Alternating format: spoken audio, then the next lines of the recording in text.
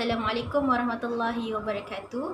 Saya Izzatun Nashwa binti Jamal selaku Timbalan Pengerusi tahun 2. Okey, jadi untuk sesi Numek Sharing kali ini saya ingin berkongsi mengenai stres dan 3 tips bagaimana untuk kita menangani perasaan stres. Kita berkata mengenai stres, semua orang pernah melalui situasi stres.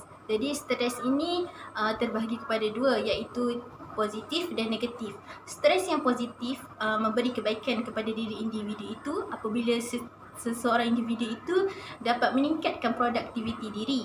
Manakala stres negatif ini apabila tidak dapat dikawal, maka ia akan memberikan impak yang buruk.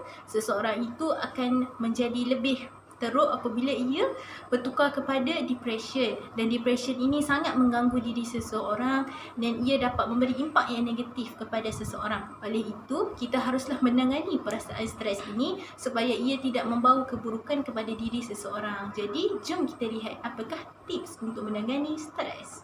Tips yang pertama, mengurangi stres dengan tidur.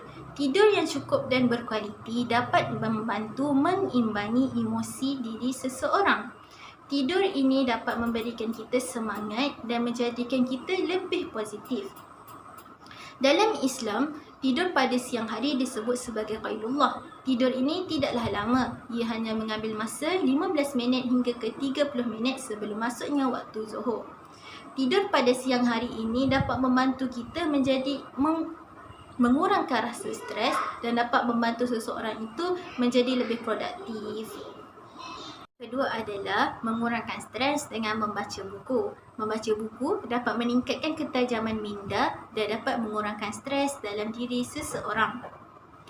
Fakta ini bukanlah sesuatu yang mengejutkan kepada seseorang yang membaca buku, seseorang yang gemar membaca buku, kerana fakta ini teruji dapat membantu seseorang itu berasa lega apabila dia membaca buku yang menjadi kesukaannya. Tidak kisahlah pembacaan buku itu secara digital ataupun secara bertulis. Jadi, luangkanlah masa sekurang-kurangnya 30 minit untuk kita membaca suatu pembacaan yang kita minati. Yang terakhir, mengurangkan stres dengan memakan coklat.